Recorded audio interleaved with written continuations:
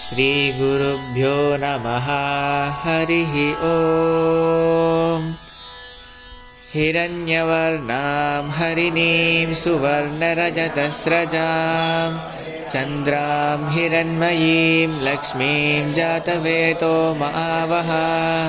तां आवह जातवेतो लक्ष्मीमनपकामिनीं यस्यां हिरण्यं विन्देयं कामस्वं पुरुषानहम्।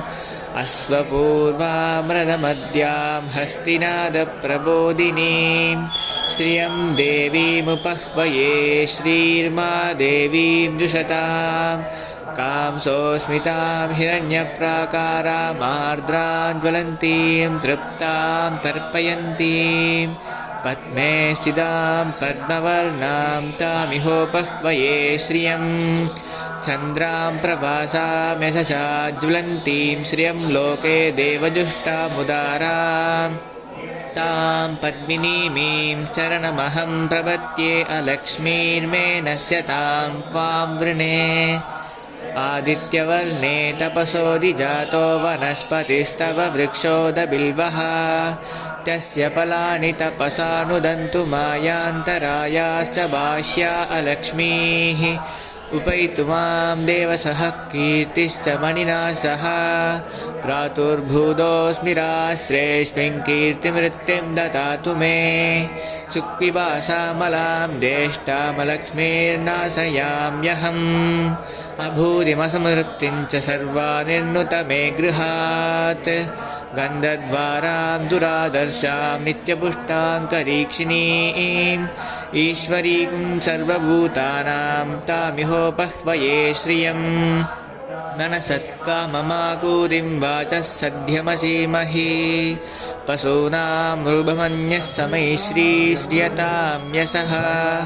कर्तमेन प्रजा पूता मयि सम्भव कर्तमा श्रियं वासय मे कुले मातरं पद्ममालिनीम्। आपसृजन्तु स्निग्धानि चिक्लीतवस मे गृहे निच देवीं मातरं श्रियं वासय मे कुले। आर्द्रां पुष्करिणीं पुष्टिं सुवर्णां हेममालिनीं सूर्यां हिरण्मयीं लक्ष्मीं जातवेतो मावह। आर्द्रामिःकरिणीं यष्टिं पिङ्गलां पद्ममालिनीं चन्द्रां हिरण्मयीं लक्ष्मीं जातवेतो मावह।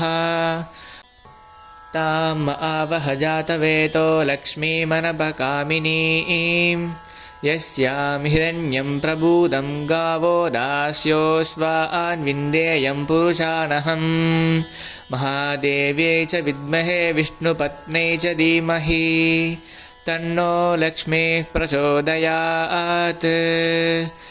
श्रीर्वर्चस्वमायुष्यमारोग्यमाविदाच्योपमानं महीयते।